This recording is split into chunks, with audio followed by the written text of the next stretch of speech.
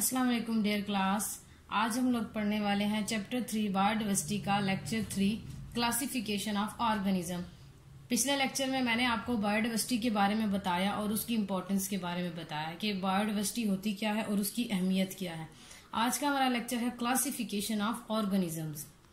So first of all definition of classification of organism, the method by which biologists divide organisms into groups and subgroups on the basis of similarities and differences is called classification of organism।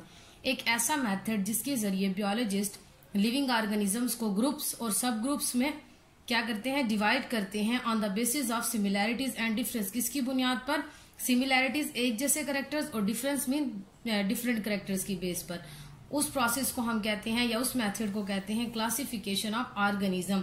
Organisms की दर्जा बंदी आम language में अगर हम इसको कहें तो ठीक है। आई होप आपको समझ आ गई। या हम ये भी कह सकते हैं simply the arrangement of living organisms into groups is called classification of organism. So next one is explanation. Biologists have identified and described about 2 million kinds of organism। पिछले टॉपिक में भी मैंने आपको बताया था कि अभी तक बियोलॉजिस्ट जितने लिविंग ऑर्गेनिज्म को आइडेंटिफाई कर पाए हैं या डिस्क्राइब कर पाए हैं, आइडेंटिफाई कहते हैं शिनाख्त करने को, डिस्क्राइब कहते हैं वजाहत को, उनकी तादाद है 2 मिलियन काइंड्स ऑफ ऑर्गेनिज्म, जिनमें से 0.5 million types of plants and 1.5 million of animals हैं। तादाद इससे ज्यादा है, लेकिन जो बियोलॉजिस्ट आइडेंटिफाई कर पाए हैं वो 2 मिलियन काइंड्स है। लेकिन अगर इनको भी देखा जाए तो ये भी एक ह्यूज नंबर है, 2 million kinds. So to study such a large collection of organism biologist classified है। तो इतनी बड़ी कलेक्शन को पढ़ने के लिए बियोलॉजिस्ट ने सोचा कि क्यों ना इनको क्लासिफाई किया जाए, इनकी दर्जाबंदी की जाए। क्योंकि जब तक आप लोग देखें कि नॉर्मल लाइफ में भी हम लोग जब तक चीजों को अरेंज नहीं करते हम कोई भी काम नहीं कर पाते। ठीक है, तो अरेंजमेंट जो है वो हर चीज के लिए तरतीब देना जो है वो बहुत ज्यादा जरूरी होता है, चाहे वो आम जिंदगी से रिलेटेड हो चाहे वो बियोलॉजी या साइंस में हो। तो इस वजह से यहाँ पर भी क्लासिफिकेशन की जो है वो बहुत ज्यादा अहमियत है। So next one is basis of classification. अब हम पढ़ने वाले हैं कि जो ये क्लासिफिकेशन या दर्जाबंदी बियोलॉजिस्ट करते हैं तो इसकी बुनियाद क्या है। तो इसमें डिफरेंट स्टेजेस में आपको बताऊंगी कि सबसे पहले किस बेस पर की गई, फिर वक्त के साथ साथ क्लासिफिकेशन में कैसे इंप्रूवमेंट आई और आज जो क्लासिफिकेशन हम पढ़ रहे हैं उसकी बुनियाद क्या है।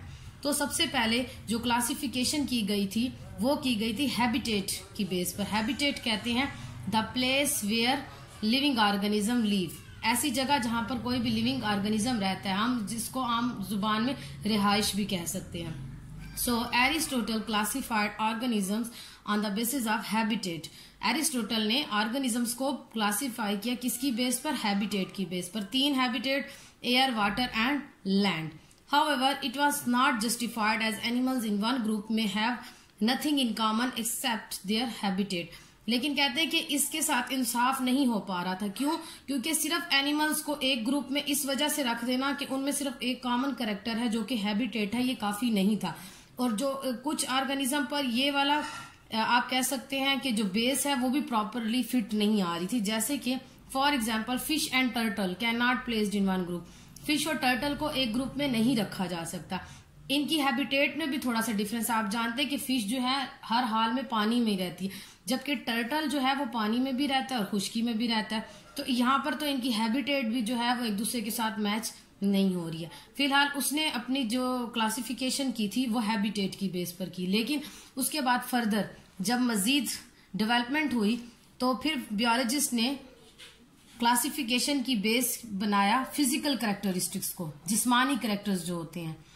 Letter biologist began to classify organisms on the basis of physical characteristics. बाद में बियोलॉजिस्ट ने ये सोचना शुरू कर दिया कि क्यों ना क्लासिफिकेशन जो है वो किसकी बुनियाद पर की जाए? फिजिकल कैरेक्टर्स कि हैबिटेट जो है वो काफी नहीं है क्लासिफिकेशन को करने के लिए। वाहिद हैबिटेट की बेस पर हम लोग ये नहीं कर सकते। सम ऑफ देम आर, अब कुछ फिजिकल कैरेक्टर्स हम यहाँ डिस्कस कर रहे हैं। फर्स्ट वन इज प्रोकैरियोटिक और यूकैरियोटिक सेल। फर्स्ट चैप्टर में मैंने आपको प्रोकैरियोटिक और यूकैरियोटिक सेल का बताया था। प्रोकैरियोटिक सेल उन सेल्स को कहते हैं जिन सेल्स के अंदर ना तो डबल मेम्ब्रेन बाउंडेड न्यूक्लियस होता है और ना ही डबल मेम्ब्रेन बाउंडेड ऑर्गेनेल्स होते हैं, जैसे कि माइटोकॉन्ड्रिया और गोल्जी बॉडीज वगैरह। और यूकैरियोटिक सेल जो है ये एक मुकम्मल सेल होता है जिसके अंदर एक प्रॉपर न्यूक्लियस होता है, मेम्ब्रेन से बाउंडेड, और बाकी ऑर्गेनेल्स भी इसके अंदर मौजूद होती हैं। तो एक तो ये फिजिकल कैरेक्टर था जिसकी बेस पर उन्होंने क्लासिफिकेशन स्टार्ट की। नेक्स्ट वन इज यूनिसेलुलर और मल्टीसेलुलर। ये देखा जाता था कि जिन ऑर्गेनिज्म की हम क्लासिफिकेशन कर रहे हैं वो यूनिसेलुलर हैं, एक सेल पर बने हुए हैं, या फिर बहुत सारे सेल्स पर बने हुए हैं। और थर्ड वन इज ऑटोट्रॉफ्स और हेट्रोट्रॉफ्स।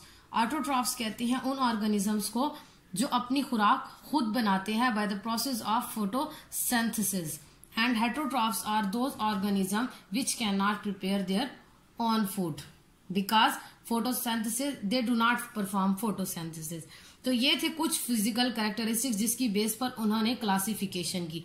लेकिन जैसे जैसे मजीद तरक्की हुई तो साइंटिस्ट ने सोचा कि ये कैरेक्टर्स भी काफी नहीं हैं, तो बाकी कैरेक्टर्स को भी उन्होंने कहा कि देख लेना चाहिए और उनमें उनको भी क्लासिफिकेशन की बेस बनाना चाहिए। तो इसके लिए Carlos Linnaeus classified organism not only based on the habitat and physical characteristics but also on genetics, anatomy, physiology and evolutionary history.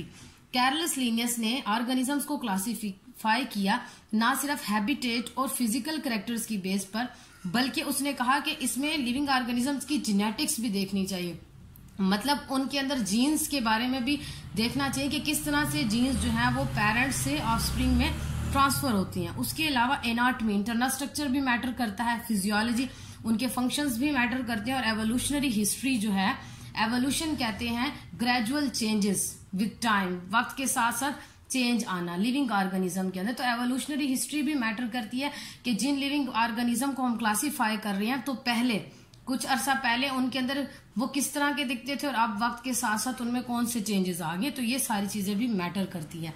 This is called modern system of classification. और ये जो Carlos Linnaeus ने जो classification की, इस classification को modern system of classification कहा गया। तो ये थी बेसिस ऑफ क्लासिफिकेशन। आज के लेक्चर में हमने पढ़ा classification of organism, living organism की दर्जाबंदी, ठीक है। और उसके बाद हमने बेसिस के बारे में पढ़ा कि ये दर्जाबंदी किन बुनियादों पर की जाती है, habitat, physical characters and other characters. So I hope कि आपको इस लेक्चर की समझ आ चुकी होगी।